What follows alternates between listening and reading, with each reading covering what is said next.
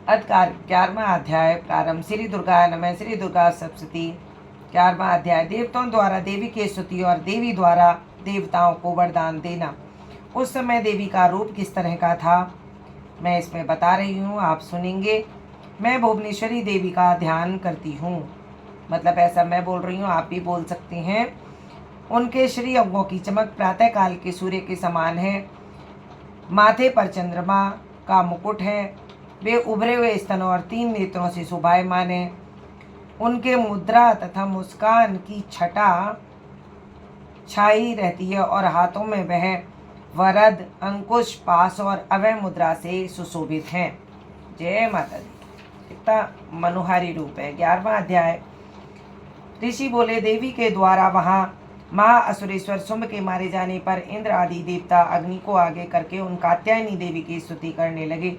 उस समय इष्ट प्राप्ति होने से उनके मुख कमल चमक उठे और उनके प्रकाश से दिशाएं भी जगमगा उठी थीं। देवता बोले, शरणागत की पीड़ा दूर करने वाली देवी, हम पर प्रसन्न हो। संपूर्ण जगत की माता प्रसन्न हो। हे विश्वेश्वरी, विश्व की रक्षा करो। हे देवी, तुम ही जड़ चेतन जागृत की स्वामिनी हो। तुम इस जगत की एकमात्र आधार हो, क्योंकि पृथ्वी रूप में तुम्हारी ही स्थिति है। हे देवी, तुम्हारे पराक्रम को कोई नहीं लांघ सकता। तुम ही जल रूप में स्थित होकर संपूर्ण जगत को तृप्त करती हो। तुम अनंत बल से संपन्न वैष्णवी शक्ति हो। इस विश्व की कारणभूता परमाया तुम ही हो। देवी, तुम्हें इस समस्त जगत को मोहित कर रखा है। तुम्हें प्रसन्न होने पर पृथ्वी पर मोक्ष पद की प्राप्ति कराती हो। संपूर्ण विद्याएं तुम्हारे ही में भिन्न भिन्न रूप हैं। जगत में जितनी जितनी स्त्रियां हैं वे सब तुम्हारी मूर्तियां हैं। जगदम्बे, एकमात्र तुमने ही सब विश्व को व्याप्त कर रखा है। तुम्हारी स्तुति क्या हो सकती है। तुम तो स्तुति करने योग्य पदार्थों से परे एवं परावाणी हो। हे देवी, जब तुम सर्व स्वरूप एवं स्वर्ग तथा मोक्ष प्रदान करने वाली हो, तब इसी रूप में तुम्हारी स्तुति हो गई।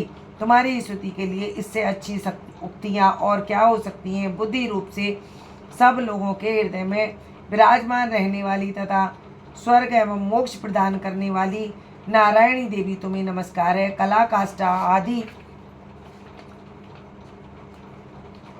रूप में दैत्यों को महती सेना का संहार करने वाली तथा भयंकर रूप धारण करने वाली नारायणी, तुम्हें नमस्कार है। दाढ़ों के कारण भयंकर मुख वाली मुंडमाला से अलंकृत मुंड मर्दिनी चामुंडा रूपा नारायणी, तुम्हें नमस्कार है। महाविद्या, श्रद्धा, पुष्टि, स्वधा, लक्ष्मी, ध्रुवा, महारात्रि, लज्जा तथा महाअविद्या रूपा, तुम्हें नमस्कार है। मेधा, सरस्वती, वरा, भूति, तामसी, नियता तथा ईसा रूपिणी, तुम्हें नमस्कार है। सर्वस्वरूपा, सर्वेश्वरी तथा सब प्रकार की शक्ति से संपन्न दिव्य रूपा दुर्गा देवी, सब भयों से हमारी रक्षा करो, तुम्हें नमस्कार है। कात्यायनी है, 3 नेत्रों से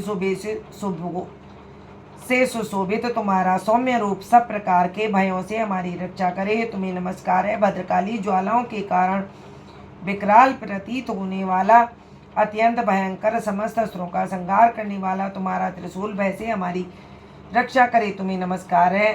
हे देवी, जो अपनी ध्वनि से संपूर्ण जगत को व्याप्त करके दैत्यों को नष्ट कर देता है, वह तुम्हारा घंटा हम लोगों की पापों से रक्षा करे तथा माता अपने पुत्रों को बुरे कर्मों से बचाती है। हे चंडिके, तुम्हारे हाथों में सुशोभित खड्ग जो असुरों के रक्त और चर्बी से चर्चित है, वह हमारे लिए कल्याणकारक है, हम तुम्हें नमस्कार करते हैं। हे देवी, तुम प्रसन्न होने पर सब रोगों को नष्ट कर देती हो और क्रोधित होने पर मनोवांछित सभी कामनाओं का नाश कर देती हो। जो लोग तुम्हारी शरण में आ चुके हैं उन पर विपत्ति तो आती ही नहीं है। तुम्हारी शरण में गए हुए मनुष्य दूसरों को शरण देने योग्य हो जाते हैं। हे देवी अंबिके, तुमने अपने स्वरूप को अनेक भागों में बांट करके नाना प्रकार के रूपों से जो इस समय इन धर्मद्रोही महादैत्यों का संहार किया है, वह सब दूसरा कौन कर सकता था।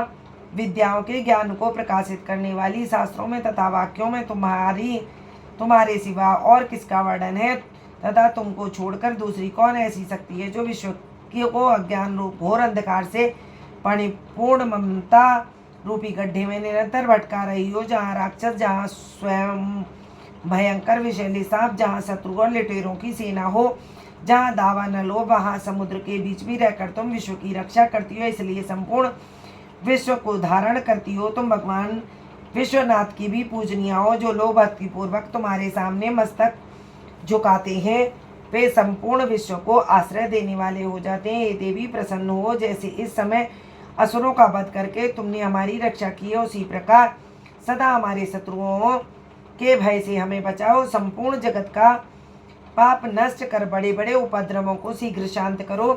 विश्व की पीड़ा हरने वाली देवी, हम तुम्हारे चरणों में पड़े हुए हैं, हम पर प्रसन्न हो। त्रिलोकी निवासियों की वंदनीय परमेश्वरी, सब लोगों को वरदान दो।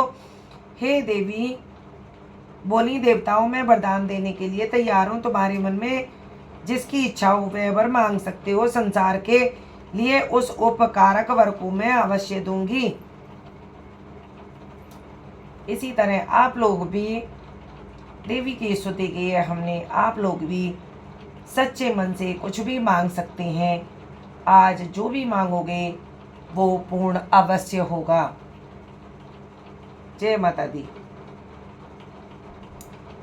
देवता बोले, सर्वेश्वरी तुम इसी प्रकार तीनों लोगों की सारी बाधाओं को शांत करो और हमारे शत्रुओं का नाश करती रहो। देवी बोली, देवताओं, वैवस्वत मनवंतर के 28वें युग में शुंभ और निशुंभ नाम के 2 अन्य महादैत्य पैदा हो गए। तब मैं नंद ग्वाले के घर में उनकी पत्नी यशोदा के गर्भ से पैदा हो विंध्याचल में जाकर रहूंगी।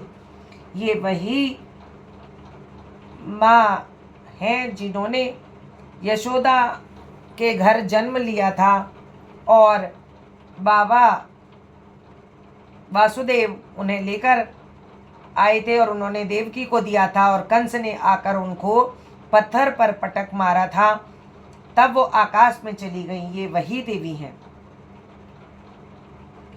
और विंध्याचल में जाकर रहूंगी और उक्त दोनों असुरों का नाश करूंगी। फिर अत्यंत भयंकर रूप से पृथ्वी पर अवतार ले मैं वैप्रचित नाम वाले दानवों का वध करूंगी। उन भयंकर महादैत्यों का भक्षण करते समय मेरे दांत अनार के फूल की भांति हो जाएंगे। तब स्वर्ग में देवता और मृत्युलोक में मनुष्य सदा मेरी स्तुति करते हुए मुझे रक्त दंतिका कहेंगे। फिर जब पृथ्वी पर 100 वर्षों के लिए वर्षा रुक जाएगी और पानी का अभाव हो जाएगा, उस समय मुनियों के स्तुति करने पर मैं संपूर्ण पृथ्वी पर आयो निजा रूप में प्रकट होंगी और जो नेत्रों से मुनियों की ओर 100 नेत्रों से मुनियों की ओर देखूंगी। अतः मनुष्य शताक्षी इस नाम से मेरा कीर्तन करेंगे। देवताओं, उस समय मैं अपने शरीर से उत्पन्न हुए शाखों द्वारा समस्त संसार का भरण पोषण करूंगी। तब तक वर्षा नहीं होगी, तब तक वे शाख ही सबके प्राणों की रक्षा करेंगे। ऐसा करने के कारण पृथ्वी पर शाकुंभरी नाम से मेरी प्रसिद्धि होगी। उसी अवतार में मैं दुर्गम नामक महादैत्य का वध भी करूंगी। इससे मेरा नाम दुर्गा देवी के रूप में प्रसिद्ध होगा। फिर जब मैं भीम रूप धारण करके मुनियों की रक्षा के लिए हिमालय पर्वत पर रहने वाले राक्षसों का भक्षण करूंगी, उस समय सब मुनि भक्ति से नतमस्तक होकर मेरी स्तुति करेंगे। तब मेरा नाम भीमा देवी के रूप से प्रसिद्ध होगा। जब अरुण नामक दैत्य तीनों लोकों में भारी उपद्रव मचाएगा, तब मैं तीनों लोगों का हित करने के लिए 6 पैरों वाले असंख्य भ्रमरों का रूप धारण करके महाअसुर का वध करूंगी। उस समय सब लोग ब्राह्मणी के नाम से चारों तरफ मेरी स्तुति करेंगे। इस प्रकार जब जब संसार में दानवी बाधा उपस्थित होगी, तब तब मैं अवतार लेकर हमेशा शत्रुओं का संहार करती रहूंगी।